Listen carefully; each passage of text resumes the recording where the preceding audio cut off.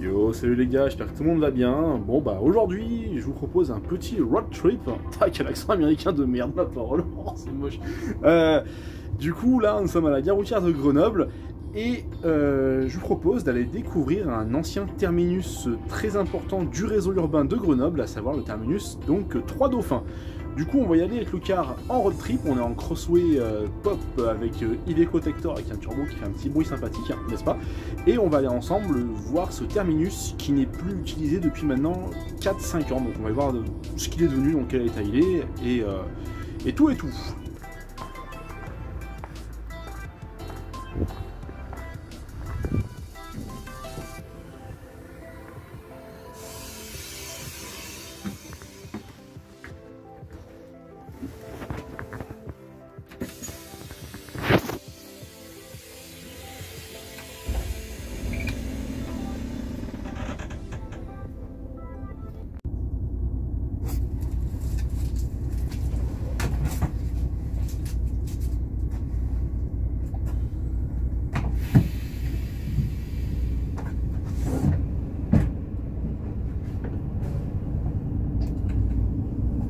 Bon voilà les gars, du coup on est parti. Alors vu que je suis en panne de trépied et que je filme avec mon téléphone, ouais, malgré les grands angles, ce n'est pas la GoPro, c'est mon téléphone.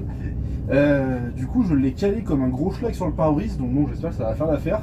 Normalement l'image va pas être trop mauvaise, moi ce qui m'inquiète c'est plus le son, donc j'espère qu'il va pas être trop pourri. Voilà.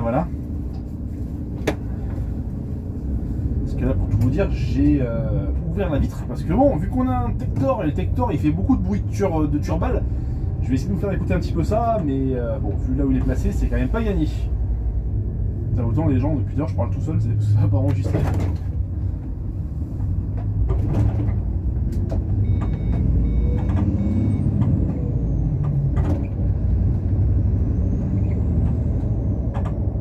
Parce que le turbo, on l'entend, il gueule, mais il gueule quoi.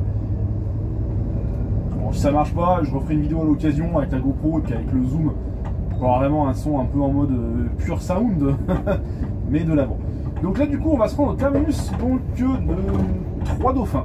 Alors en fait c'est un terminus, il faut savoir en fait, pour la petite histoire, que j'ai beaucoup connu entre 2013 et 2015, parce qu'en fait la ligne 17 faisait terminus là-bas d'ailleurs, et c'est une ligne que je faisais pour le compte des cartes Grain de l'air, qui était un prestataire du réseau TAG.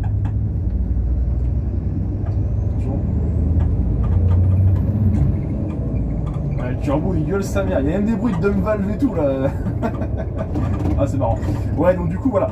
Donc on y a retrouvé cette ligne là. Il y avait également la ligne donc qu'on appelle du Rabot, qui est une ligne maintenant flexo, en fait qui monte sur les hauteurs du fort de la Bastille de Grenoble. Alors fermez ça. Et du coup donc il y avait elle. Il y avait donc la 17, il y avait elle. T'as le mec. Oh, quand je parle, c'est un carnage. Eh, faut pas que je fasse des vidéos genre documentaires, moi, parce qu'on va rien comprendre. Hein. Putain. Donc, pour récapituler, en fait, il y avait la ligne du Rabot, la ligne 17, la ligne C0. La ligne C0, en fait, c'est à l'époque où ils ont voulu transformer le réseau, qui avait à la base donc des lignes classiques.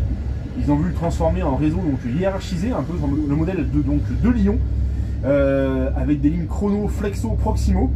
Et donc en fait la C0 c'était la ligne prototype qui allait côté Mélan. Donc il y avait la 17, la C0, la ligne du Rabot, et on retrouvait également la ligne la plus importante du réseau, la ligne 1, qui était faite uniquement en véhicule articulé. En fait elle partait d'ici et elle remontait le cours qui est considéré comme étant le plus long cours d'Europe jusqu'à arriver à Pont-Clé-Pont-Rouge. Du coup voilà. Et pour finir, il y avait aussi une autre ligne faite par le prestataire Transdev, mais je ne sais plus le numéro. Ouais, je sais, c'est le mec qui connaît vachement son sujet, tu sais, avant de le faire, c'est juste royal. Donc voilà, donc c'était vraiment un terminus très important. Faut imaginer stationner facilement 3-4 véhicules de la 17, un véhicule du Rabot, un véhicule donc de Transdev, un voire 2 bus de la C0 et facilement 2 voire 3 bus articulés sur la ligne 1. Donc c'était un terminus qui était super important. Et en fait, depuis la deuxième moitié des années 2010, en fait, il a été entièrement déserté. Voilà, donc là on va y retourner. Petit moment nostalgie pour moi, parce que du coup c'est vrai que ça fait un bail que je suis pas retourné. Je suis passé vite fait faire les photos du Vanoul EX16 qu'on a reçu au dépôt de Visil, mais je me suis pas trop attardé. Donc on va y arriver. Donc là, pour y avoir accès, c'est pas compliqué. On va tourner à gauche. Là, on croise le C1.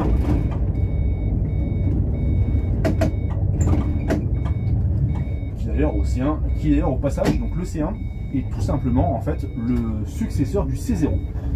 Voilà, donc là on arrive sur le terminus. Donc là par terre devant nous, on a déjà des zébras. On peut stationner ici 3 véhicules standards en 12 mètres. Sachant que le dernier il dépasse limite sur la route. On va se garer là 3 secondes du coup. Devant nous, le petit bus qui est là, donc c'est le fameux Flexo du Rabot. C'est en fait, il faut savoir que c'est la seule ligne qui a encore son terminus ici. Elle est exploitée par le sous-traitant Philibert Transport. D'ailleurs, au passage, salut Julien, hein, qui bosse souvent sur cette ligne-là. D'ailleurs, autant c'est toi qui es dedans. Attends, je vais aller voir, autant c'est Julien. Et en fait, avant, à l'époque où c'était un grand terminus, il faut savoir que elle était stationnée dans la rue de gauche. Là, il y a un cycliste qui arrive. Et ben, donc, il y avait ici un zébra et le véhicule était stationné donc ici. Voilà. On va faire un tour du terminus. Hein, on va faire un peu les touristes et s'il faut, on fera un tour pour se garer après. De toute façon, on a le temps. Du coup, attends, je t'en skate, toi, mec. Donc voilà, donc là on voit les zébras à gauche.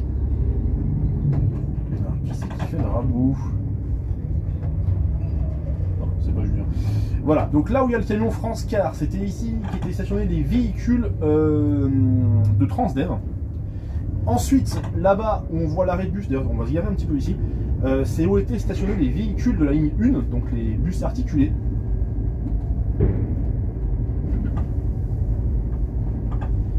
On va s'y arrêter comme si on faisait le départ à l'époque, c'est marrant. Et là où il y a devant nous une piste cyclable, avant il y avait donc des zébras, d'ailleurs on les voit, on voit que c'est un ancien arrêt de bus, et étaient stationnés ici les véhicules de la C0. Voilà, et j'ai oublié de préciser que là où est mon collègue du Rabot à l'heure actuelle, parce que lui avant il n'était pas ici, il était à gauche dans la rue comme on l'a vu tout à l'heure, c'était la ligne 17. Bon, moi je vais arrêter le moteur.